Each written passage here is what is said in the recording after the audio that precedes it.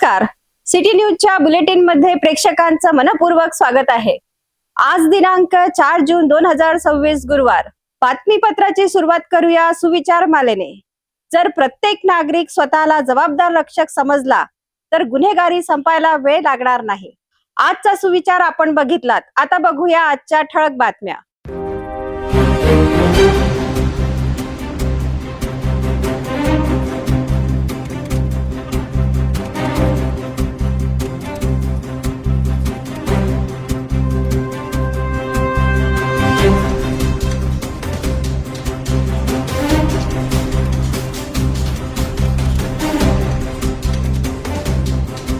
ठळक बातम्या बघितल्यात. आता घेऊया एक छोटासा ब्रेक. शादी और ब्याह की शुरुआत आराधना साड़ी के साथ.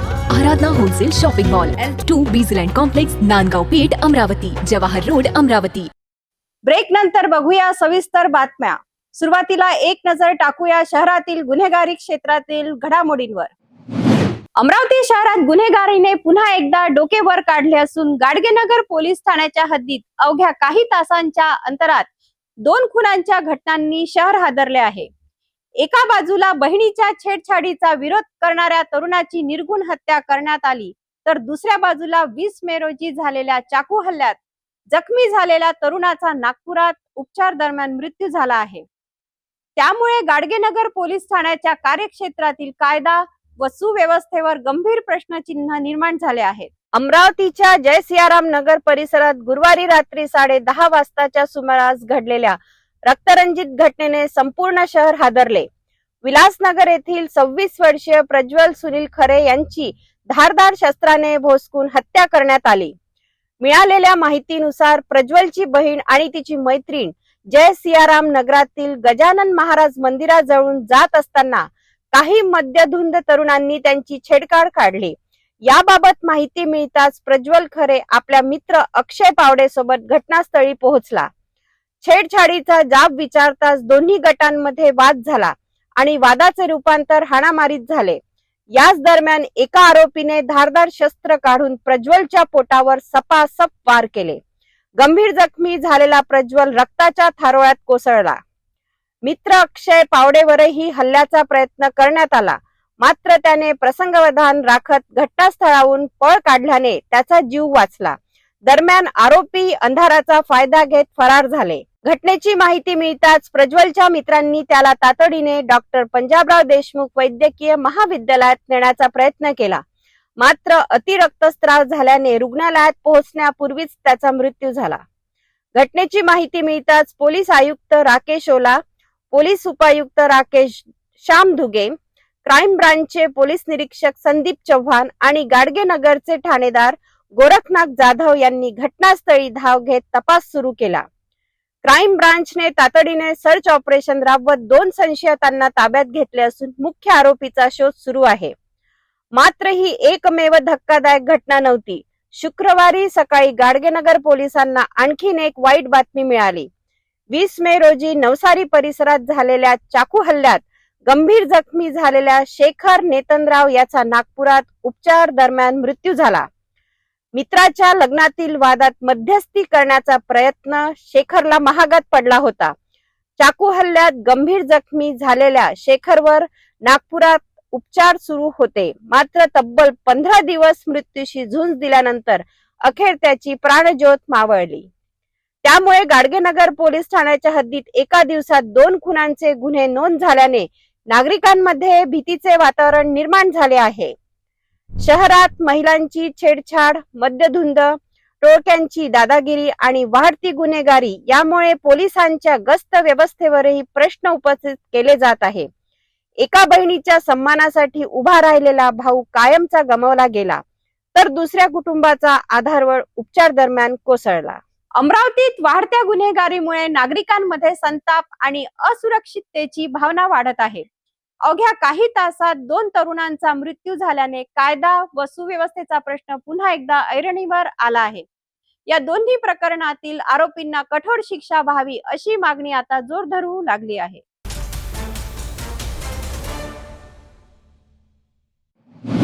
अमरावती शहरातील गुन्हेगारीच्या घटना थांबण्याचे नाव घेत नाहीत. गाडगेनगर पोलीस ठाणे हद्दीत आजचा दिवस अत्यंत आव्हानात्मक ठरला आहे.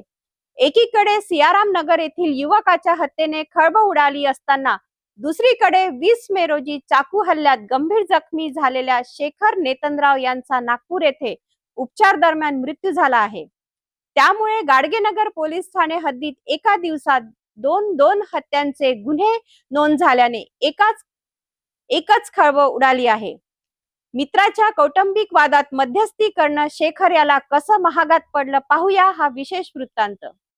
अमरावती शहरातील गाडगेनगर पोलीस ठाण्याच्या हद्दीतील महात्मा फुले नगर नवसारी परिसरात 20 मे रोजी रात्री सुमारे 9 वाजता झालेली चाकू हल्ल्याची घटना आता हत्येत परिवर्तित झाली आहे.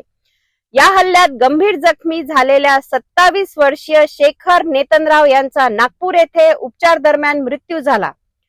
माहितीनुसार शेखर नेतनराव हे त्यांच्या घरासमोर मोबाईल पाहत बसले होते. त्याच वेळी अचानक 4 युवक तेथे आले आणि त्यांनी शेखर यांच्यावर जीवघेणा हल्ला केला. हर्षल पोहोकार आणि भूषण पोहोकार यांनी शेखर यांच्या छातीवर सपासप चाकूने वार केल्याचा आरोप आहे, तर क्षितिज टेंभरे याने त्यांच्या मांडीवर वार केला. चौथ्या आरोपीने त्यांच्या हातावर वार केल्याचेही समोर आले आहे. अचानक झालेल्या या हल्ल्यामुळे शेखर यांना स्वतःचा बचाव करण्याचीही संधी मिळाली नाही. 4ही आरोपींनी एकाच वेळी त्यांच्यावर हल्ला चढवला. गंभीर जखमी झाल्यानंतर शेखर रक्ताच्या थारोळ्यात जमिनीवर कोसळले. पोलिसांना दिलेल्या जबाबात शेखर यांनी सांगितले होते की हल्ल्यादरम्यान क्षितिज टेंभरे याने मोठा आला होता मला समजवायला असे म्हणत हल्ला केला. शेखर यांचा मित्र दादू गोंडाणे हा त्याच्या बहिणीच्या वैवाहिक वादामुळे त्रस्त होता. दादूच्या बहिणीचे लग्न क्षितिज टेंभरे याच्याशी झाले होते आणि त्यांच्या दीर्घकाळापासून वाद सुरू होता. एका वादाच्या प्रसंगी क्षितिजने दादू आणि त्याच्या बहिणीस मारहाण केल्याचे सांगितले जात आहे. त्याच प्रकरणात शेखर यांनी समेट घडवून आणण्याचा आणि समजावून सांगण्याचा प्रयत्न केला होता.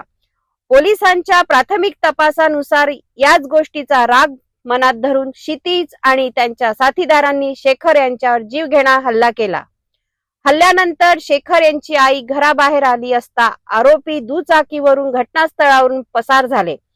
गंभीर जखमी अवस्थेत शेखर यांना तातडीने इरविन रुग्णालयात दाखल करण्यात आले. त्यांची प्रकृती चिंताजनक असल्याने त्यांना पुढील उपचारासाठी नागपूर येथे हलवण्यात आले होते. सुमारे 15 दिवस मृत्यूशी झुंज दिल्यानंतर अखेर शेखर नेतनराव यांची उपचार दरम्यान प्राणज्योत मावळली.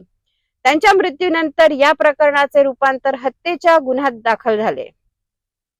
या प्रकरणात पोलिसांनी याचपूर्वी क्षितिज टेंभरे आणि हर्षल पोहोकार यांना अटक करून न्यायालयीन कोठडीत पाठवले आहे, तर फरार असलेला भूषण पोहोकार आणि त्यांच्या आणखीन एका साथीदाराचा शोध वेगाने सुरू आहे. दरम्यान नागपूर येथे शेखर यांचे शवविच्छेदन करण्यात येत असून गाडगेनगर पोलिसांचे तपास पथक पुढील कारवाईसाठी नागपूरकडे रवाना झाले आहे. एकाच दिवशी सियाराम नगर हत्याकांड आणि शेखर नेतनराव यांच्या मृत्यूमुळे गाडगेनगर पोलीस ठाणे हद्दीत प्रचंड खळबळ उडालेली आहे. फरार आरोपींच्या शोधासाठी पोलीस सातत्याने छापेमारी करत आहे. सियाराम नगर येथील प्रज्वल खरे हत्याकांड आणि आता शेखर नेतनराव यांच्या मृत्यूमुळे अमरावती शहर हादरून गेले आहे. या दोन्ही प्रकरणाचा तपास करणे हे गाडगेनगर पोलिसांसमोर मोठे आव्हान बनले आहे. सध्या 2 आरोपी तुरुंगात असून आणखीन दोघांचा शोध सुरू आहे. फरार आरोपी पर्यंत पोलीस कधी पोहोचतात आणि या प्रकरणात पुढे कोणते खुलासे होतात याकडे सर्वांचे लक्ष लागले आहे.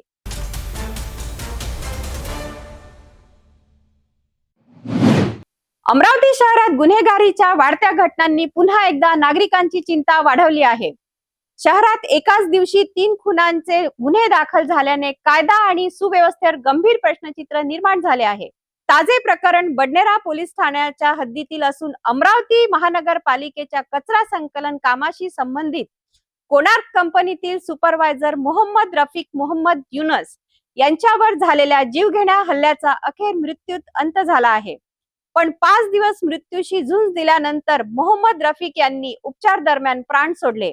या घटनेमुळे कर्मचारी सुरक्षेचा प्रश्न, ठेका कंपन्याची जबाबदारी आणि कामगारांच्या विमा संरक्षणाबाबत अनेक प्रश्न उपस्थित झाले आहेत. 31 मे 2026 रोजी सकाळच्या सुमारास अमरावती महानगरपालिकेअंतर्गत कार्यरत अकोली मिनी कंपोस्ट डेपो येथे एक धक्कादायक घटना घडली. कोणार्क कंपनीमध्ये सुपरवायझर म्हणून कार्यरत असलेले मोहम्मद रफिक मोहम्मद युनुस यांच्यावर त्याच कंपनीत काम करणाऱ्या वाहन चालक आणि त्याच्या सहकार्याने हल्ला केल्याचा आरोप आहे. जुन्या वादातून हा हल्ला झाल्याचे बोलले जात आहे. आरोपींनी लोखंडी रॉड आणि पावड्याने मोहम्मद रफिक यांच्या डोक्यावर सपासप वार केले. गंभीर जखमी झाल्यानंतर ते घटनास्थळीच कोसळले.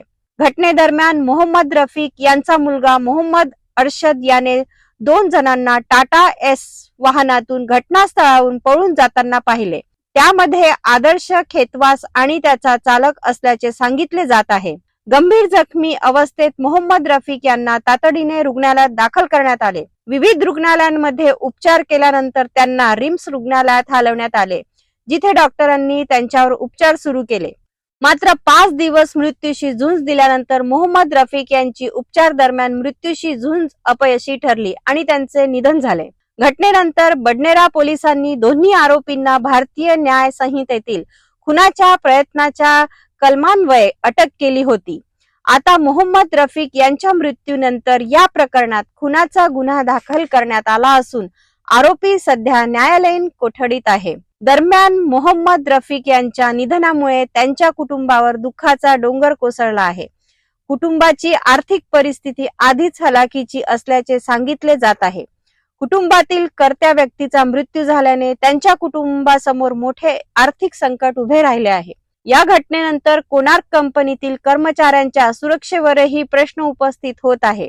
कर्मचाऱ्यांच्या विमा संरक्षणाबाबत तसेच कामाच्या ठिकाणी पुरेशा सुरक्षा उपाययोजना आहेत का, यावर चर्चा सुरू झाली आहे. अमरावती शहरात वाढत्या गुन्हेगारी घटनांमुळे नागरिकांमध्ये भीतीचे वातावरण निर्माण झाले आहे. एकाच दिवशी 3 खुनांचे गुन्हे दाखल झाल्याने पोलीस प्रशासनासमोर मोठे आव्हान उभे ठाकले आहे. गुन्हेगारांमध्ये कायद्याचा धाक निर्माण करण्यासाठी आणि शहरातील कायदा सुव्यवस्था अधिक मजबूत करण्यासाठी कठोर पावले उचलण्याची गरज असल्याची मागणी नागरिकांकडून केली जात आहे. अकोली मिनी कंपोस्ट डेपोतील वादातून सुरू झालेली ही घटना एका कुटुंबाचा आधार हिरावून घेणारी ठरली आहे. मोहम्मद रफिक यांच्या मृत्यूमुळे कर्मचारी सुरक्षा, ठेका कंपन्याची जबाबदारी आणि शहरातील वाढती गुन्हेगारी या संदर्भातील अनेक प्रश्न पुन्हा एकदा ऐरणीवर आले आहेत.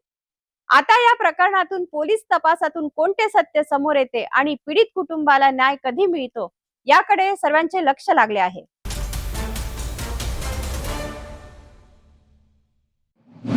अमरावती विधान परिषद स्थानिक स्वराज्य संस्था मतदारसंघाच्या निवडणुकीची रणधुमाळी आता अंतिम टप्प्यात पोहोचली आहे.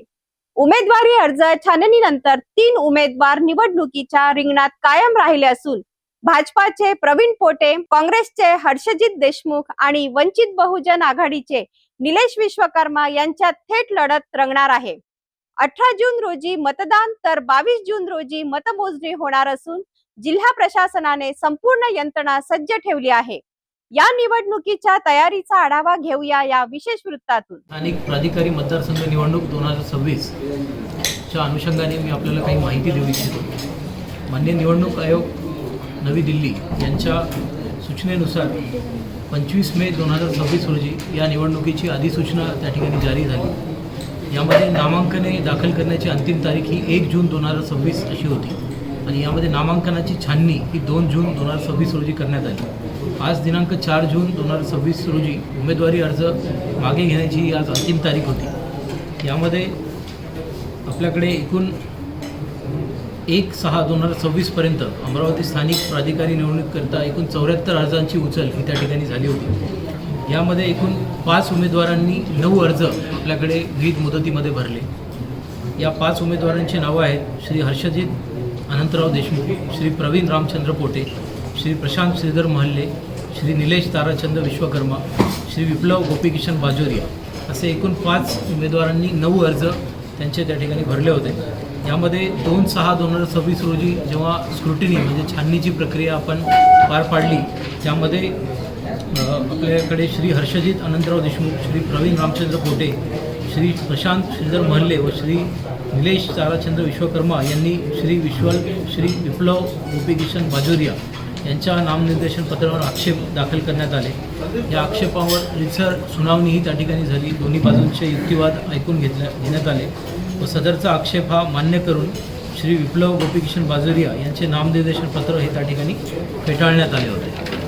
यानंतर आज दिनांक 4/6/2026 रोजी जे उमेदवार आहेत श्री प्रशांत श्रीधर महल्ले यांनी जो अपक्ष म्हणून उमेदवारी अर्ज त्या ठिकाणी भरला होता तो त्यांनी आज मुदतीमध्ये फॉर्मॅटमध्ये त्यांनी आज मागे घेतला.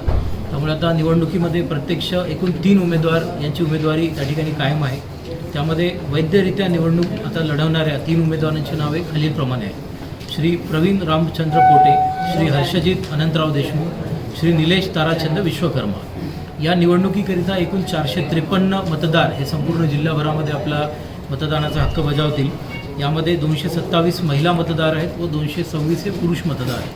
यामध्ये प्रशासनाची संपूर्ण तयारी ही निवडणूक प्रक्रियेच्या अनुषंगाने आम्ही तयारी केलेली आहे. यामध्ये जिल्ह्यामध्ये एकूण 7 मतदान केंद्र त्या ठिकाणी राहणार आहेत. या 7 मतदान केंद्रावर हे मतदानाची प्रक्रिया ही त्या ठिकाणी आम्ही पार पाडणार आहोत. यामध्ये 7 मतदान केंद्रावर एकूण 42 अधिकारी व कर्मचारी यांची आम्ही त्या ठिकाणी नियुक्ती केलेली आहे व आवश्यक तो पोलिसांचा बंदोबस्तही त्या ठिकाणी ठेवण्यात येणार आहे. 18 जून रोजी यामध्ये जी मतदानाची प्रक्रिया आहे ती पार पाडल्या जाईल.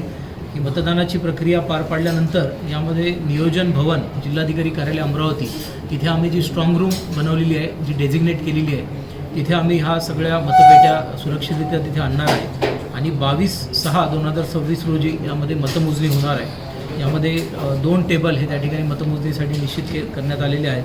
आणि यामध्ये जो मतमोजणीचा जो आमचा लेआउट असतो तो सुद्धा आम्ही माननीय निवडणूक आयोगाकडे मंजुरीसाठी पाठवलेला आहे.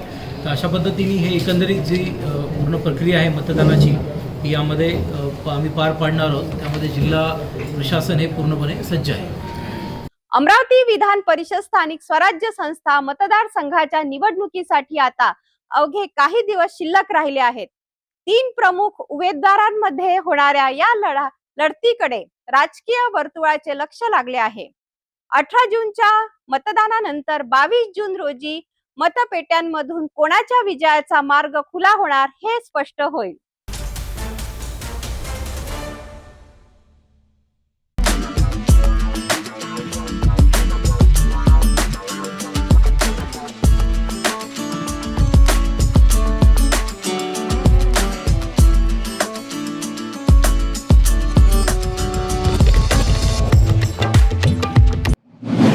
अमरावती महानगरपालिकेने मालमत्ता कर थकबाकीदारांविरोधात मोठी धडक कारवाई करत तब्बल 36 लाखाहून अधिक कर थकवणाऱ्या 2 मालमत्ता सील केल्या आहेत. आयुक्त वर्षा लढ्ढा यांच्या निर्देशानुसार सुरू असलेल्या विशेष वसुली मोहिमेत ही कारवाई करण्यात आली असून आता शहरातील इतर मोठ्या थकबाकीदारावरही कारवाईचा बडगा उगारला जाणार आहे. अमरावती महानगरपालिकेच्या महसूल विभागाने मालमत्ता कर वसुलीसाठी कठोर पावले उचलण्यास सुरुवात केली आहे. गुरुवारी मध्य झोन क्रमांक 2 अंतर्गत राजापेठ विभागात 2 मोठ्या थकबाकीदारांच्या मालमत्ता सील करण्यात आल्या. महानगरपालिकेच्या माहितीनुसार वार्ड B6 मधील मालमत्ता क्रमांक 807 आणि 807-1 वर तब्बल 6,16,015 रुपयांची मालमत्ता कर थकबाकी होती. संबंधित मालमत्ता धारकांना अनेक वेळा नोटीस देण्यात आल्या, कर भरण्यासाठी सूचना देण्यात आल्या, मात्र कोणताही प्रतिसाद न मिळाल्याने अखेर सीलिंगची कारवाई करण्यात आली. याच विभागातील मालमत्ता क्रमांक 3110 वर तब्बल 30,29,128 रुपयांची थकबाकी होती. अनेकदा नोटिसा बजावूनही कराचा भरणा न केल्यामुळे या मालमत्तेवरही महानगरपालिकेने सील ठोकले. या दोन्ही मालमत्तांची एकूण थकबाकी 36,45,143 रुपये इतकी असून विशेष वसुली मोहिमेतील ही आतापर्यंतची महत्वाची कारवाई मानली जात आहे.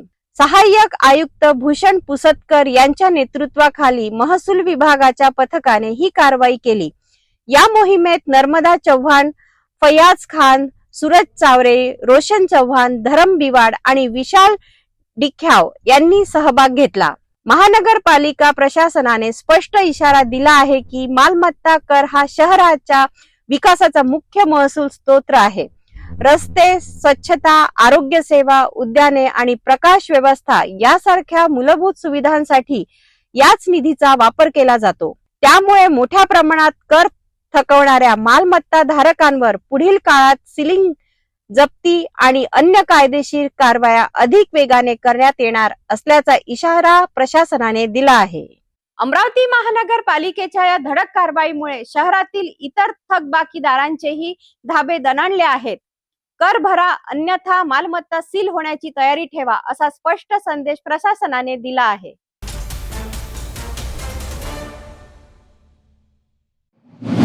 अमरावती जिल्ह्यातील मोर्शी आणि वरुड तालुक्यात मनरेगा अंतर्गत करण्यात आलेल्या विकास कामाच्या बिलांचा प्रश्न आता चांगलाच तापला आहे. खोट्या तक्रारींच्या आधारे विकास कामाची बिले रोखण्यात आल्याचा गंभीर आरोप करत आमदार चंदू यावलकर यांनी प्रशासनावर नाराजी व्यक्त केली आहे. या निर्णयामुळे शेतकरी, पुरवठाधारक आणि कंत्राटदार आर्थिक संकटात सापडल्याचे सांगत त्यांनी रखडलेली सर्व बिले तातडीने मंजूर करण्याची मागणी केली आहे. आज आम्ही जिल्हाधिकारी अमरावती यांची भेट घेतली. आमचा विषय अतिशय गंभीर स्वरूपाचा आहे. माझ्या मोर्शी मतदारसंघामध्ये जे पांधन रस्त्याचे अतिशय महत्त्वाचे कामं सुरू आहे, त्या कामामध्ये अडचणी निर्माण करण्याचं कटकारस्थान काही राजकीय मंडळी, काही माथेफिरू लोकांना हाताची धरून करत आहे. अधिकाऱ्यावर, कर्मचाऱ्यावर आणि पुरवठादार लोकांवर दबाव निर्माण करण्याचा प्रयत्न त्यांच्याकडून होतो आहे. त्या संदर्भामध्ये आज आम्ही जिल्हाधिकारी साहेबांना भेटलो आणि त्यांच्यावर योग्य ती कारवाई करावी अशी मागणी आम्ही जिल्हाधिकारी साहेबांकडे केली. अतिशय चांगल्या पद्धतीचं वेगानं आमच्या मोर्शी मतदारसंघामध्ये काम सुरू आहे, वेगानं काम सुरू आहे. येणाऱ्या दिवसामध्ये पावसाळ्याच्या पूर्वी हे काम पूर्ण व्हावं या जिद्दीनं सर्व कर्मचारी, सर्व पुरवठादार व सर्व आम्ही मंडळी प्रयत्न करतो आहे. शेतपांधन, शेतकऱ्यांच्या, शेतमजुरांचा अतिशय जिव्हाळ्याचा विषय आहे. हे काम पावसाळ्यापूर्वी जास्तीत जास्त संख्येनं व्हावं हा आमचा सर्वांचा प्रयत्न आहे. परंतु काही लोकांद्वारे खंडणी मागणं, अधिकाऱ्यांना परेशान करणं आणि पुरवठादारांच्या बाबतीमध्ये वेगवेगळ्या तक्रारी करणं अशा स्वरूपाचं काम केलं जात आहे. त्यांचा उद्देश माझ्या मतदारसंघातले कामं बंद पडावे आणि या लोकांना त्रास जर दिला तर हे सगळे कामं बंद करतील आणि एक अतिशय जिव्हाळ्याचा प्रश्न हा आमच्या या मतदारसंघामध्ये अंधांतरी राहिला पाहिजे असा या लोकांद्वारे प्रयत्न केला जात आहे. त्या संदर्भात माहिती देण्यासाठी आम्ही जिल्हाधिकारी साहेबांची भेट घेतली आणि ज्यामुळं यांच्या तक्रारीमुळं कामावर कोणताही परिणाम होणार नाही असा शब्द आम्ही जिल्हाधिकारी साहेबांपासून या घटकेला घेतला. काही राजकीय मंडळी म्हणजे कोण नेमकं? आता काही राजकीय मंडळी म्हणजे ते आमचे मोर्शीचे जे सत्तेमध्ये आहे, काही सत्तेमध्ये नाही आहे. रुपेश वाळके नावाचा कोणी एक व्यक्ती आहे मोर्शीचा, जो राष्ट्रवादी युवक काँग्रेसचा जो अध्यक्ष आहे, त्याला हाताशी धरून काही, आता तुम्ही काही म्हणजे याचा अर्थ असा पर्टिक्युलर, आता मी त्याचं नाव सांगितलं, परंतु त्याच्या पाठीमागं बरेच काही राजकीय लोक उभे आहे का जे या मतदारसंघामध्ये काम होऊ नये ही भावना ठेवून आहे. एकूण किती पांधन रस्त्याचा विषय आहे? जवळपास माझ्या मतदारसंघामध्ये 200 ते 250 पांधन रस्ते या उन्हाळ्यामध्ये पूर्ण होतील असा आम्हाला विश्वास होता आहे. परंतु या माथेफिरू लोकांमुळं, या खंडणी बहादर लोकांमुळं त्याच्यामध्ये काही अडचणी निर्माण झाल्या, त्यामुळं थोडा वेग मंदावला. तर ही बाब आम्ही अधिकाऱ्यांच्या, जिल्हाधिकारी साहेबांच्या कानावर टाकण्यासाठी या ठिकाणी आलो. मनरेगा अंतर्गत झालेल्या विकास कामाची बिले रखडल्याने आता शेतकरी, पुरवठादार आणि कंत्राटदारामध्ये नाराजी वाढताना दिसत आहे. प्रशासन या मागणीवर काय निर्णय घेते आणि रखडलेल्या बिलांचा प्रश्न कधी मार्गी लागतो याकडे संपूर्ण मोर्शी आणि वरुड तालुक्याचे लक्ष लागले आहे.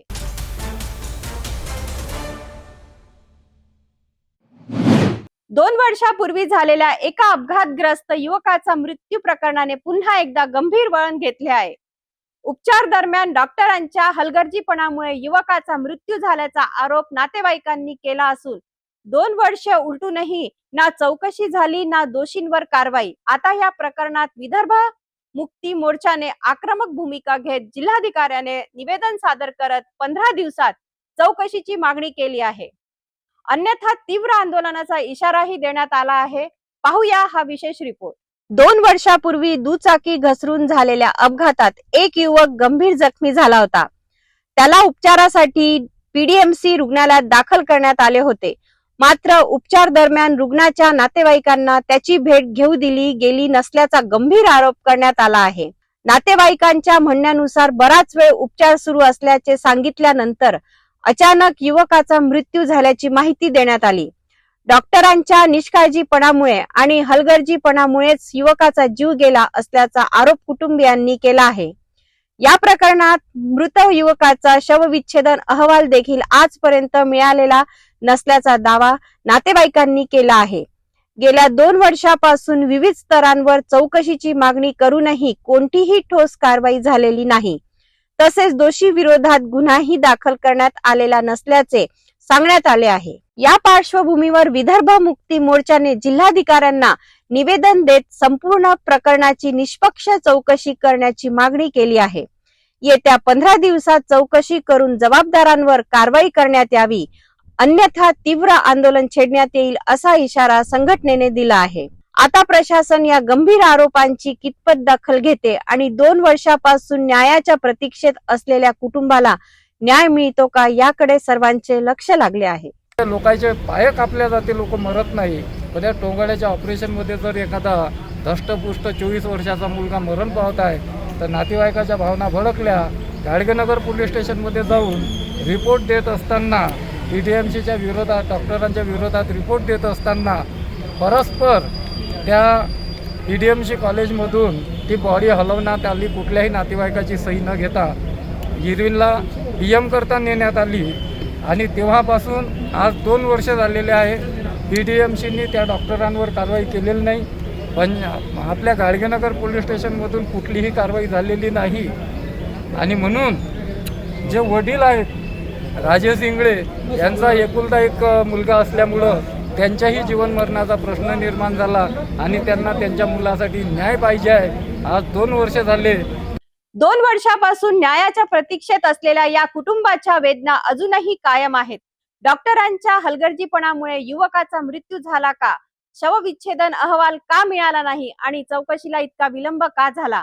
या सर्व प्रश्नांची उत्तरे आता प्रशासनाला द्यावी लागणार आहेत. विदर्भ मुक्ती मोर्चाच्या आंदोलनाच्या इशाऱ्यानंतर हे प्रकरण पुन्हा चर्चेत आले असून पुढील घडामोडींवर आमची नजर राहील.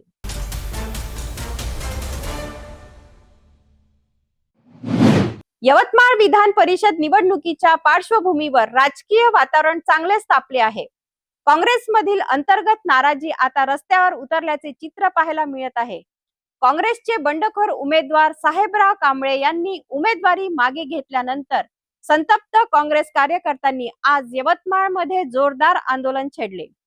पैशांचा घोडेबाजार झाल्याचा आरोप करत कार्यकर्त्यांनी रस्त्यावर पैसे उधळले, घोषणाबाजी केली आणि साहेबराव कांबळे यांच्या छायाचित्राचा निषेध करत संताप व्यक्त केला. यवतमाळ विधान परिषद निवडणुकीच्या पार्श्वभूमीवर काँग्रेसमधील राजकीय संघर्ष आता उघडपणे समोर येऊ लागला आहे. काँग्रेसचे बंडखोर उमेदवार साहेबराव कांबळे यांनी उमेदवारी मागे घेतल्यानंतर पक्षातील कार्यकर्ते आणि पदाधिकारी आक्रमक झाले आहेत. आज यवतमाळ शहरात काँग्रेसच्या वतीने आंदोलन करत महायुती सरकार आणि साहेबराव कांबळे यांच्या विरोधात तीव्र निषेध नोंदविण्यात आला आहे. यावेळी आंदोलनकर्त्यांनी रस्त्यावर पैसे उधळत सरकार विरोधात घोषणाबाजी केली.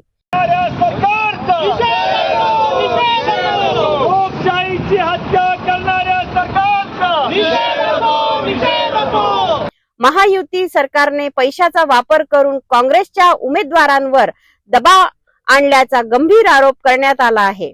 काँग्रेस पदाधिकाऱ्यांनी साहेबराव कांबळे यांनी पक्षाशी गद्दारी केल्याचा आरोप करत त्यांच्या निर्णयाचा तीव्र शब्दात निषेध केला. आंदोलनस्थळी निषेधाचे फलक झळकविण्यात आले. तसेच कांबळे यांच्या छायाचित्राला चपला मारून संतप्त कार्यकर्त्यांनी आपल्या भावना व्यक्त केल्या. संपूर्ण परिसरात 7 खोके एकदम ओके अशा घोषणांनी वातावरण दणाणून गेले होते. मोठ्या संख्येने उपस्थित असलेल्या काँग्रेसकर्त्यांनी हा निर्णय पक्षाच्या विचारसरणीशी आणि कार्यकर्त्यांच्या विश्वासाशी विश्वासघात असल्याचे म्हटले गेले. काँग्रेस जिल्हाध्यक्ष सचिन नाईक यांनी देखील साहेबराव कांबळे यांच्यावर पक्षाशी विश्वासघात केल्याचा आरोप करत कार्यकर्त्यांच्या भावना व्यक्त केल्या. विधान परिषद निवडणुकीच्या तोंडावर काँग्रेसमधील हा संघर्ष आता अधिकच तीव्र होत असून याचा निवडणुकीवर काय परिणाम होतो याकडे सर्वांचे लक्ष लागले आहे. हे लाचार आहे आणि या लाचार सरकारने या ठिकाणी काँग्रेसच्या उमेदवाराला काय जे काही प्रलोभन दिलं असेल या प्रकारे त्यांनी लोकशाहीची कुचंबना करणाऱ्या या निषेधचा आणि या जो उमेदवार होता ज्यांनी आपल्या संविधानाच्या लोकशाहीच्या मूल्याला पायदोरी तुडवलं त्यांनी केवळ काँग्रेसचाच विश्वासघात केला नाही तर महायुतीचा विश्वासघात केला, यवतमाळ जिल्ह्याच्या जनतेचा विश्वासघात केला, महाविकास आघाडीचा विश्वासघात केला, त्यांनी या ठिकाणच्या लोकांचा विश्वासघात केला. अशा विश्वासघाती माणसाचा निषेध करणं गरजेचं आहे. यवतमाळमध्ये काँग्रेसच्या आंदोलनामुळे विधान परिषद निवडणुकीच्या राजकारणाला नवे वळण मिळाले आहे. साहेबराव कांबळे यांच्या उमेदवारी माघारीनंतर पक्षातील नाराजी उघडपणे समोर आली असून आगामी काळात हा वाद आणखी पेटण्याची शक्यता व्यक्त केली जात आहे. जाता जाता पुन्हा एकदा आजच्या ठळक बातम्या.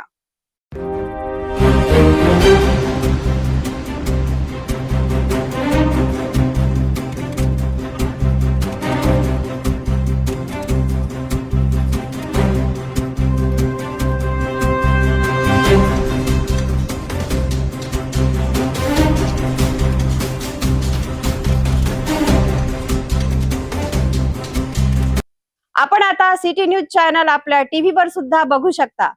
यामध्ये आता अमरावती जिल्ह्यानंतर विदर्भ आणि महाराष्ट्राचे दर्शक घर बसल्या आपल्या केबल टीव्हीवर सिटी न्यूजच्या बातम्या पाहू शकतील. यात लवकरच आम्ही आपल्यापर्यंत पोहोचणार आहोत. जर आपल्या टीव्हीवर सिटी न्यूज चॅनल दिसत नसेल तर आपण आपल्या केबल ऑपरेटरशी संपर्क साधावा. आपण सिटी न्यूज केबलच्या व्यतिरिक्त YouTube, फेसबुक, इंस्टाग्राम आणि ट्विटरवर सुद्धा या बातम्या बघू शकाल. याकरिता सोशल मीडिया अकाउंट सबस्क्राईब करा, फॉलो करा, लाईक करा. YouTube अकाउंट सबस्क्राईब करण्याकरिता सबस्क्राईब बटनला क्लिक करा आणि बेल आयकॉन दाबायला विसरू नका, कारण सर्वात आधी समाचार आपल्यापर्यंत पोहोचणार आहेत. तसेच सिटी न्यूजचे फेसबुक पेज लाईक करा, इंस्टाग्राम आणि ट्विटर हँडल फॉलो करा. आपण व्हॉट्सअपवर सुद्धा सूचना देऊन न्यूज प्राप्त करू शकता. व्हॉट्सअप नंबर स्क्रीनवर येत आहे. हे बातमीपत्र एवढ्यावरच थांबूया. पुन्हा भेटूया नवीन घडामोडींसोबत. नमस्कार. हर खबर पर पैनी नजर, हर मुद्दे पर सटीक वार, यही है सिटी न्यूज की पहचान. जहाँ सच्चाई की आवाज दबाई जाती है वहाँ सिटी न्यूज उठाता है सवाल. हर स्क्रीन पर, हर प्लेटफॉर्म पर हमारी मौजूदगी बोलती है. सिटी न्यूज हमेशा सच के साथ.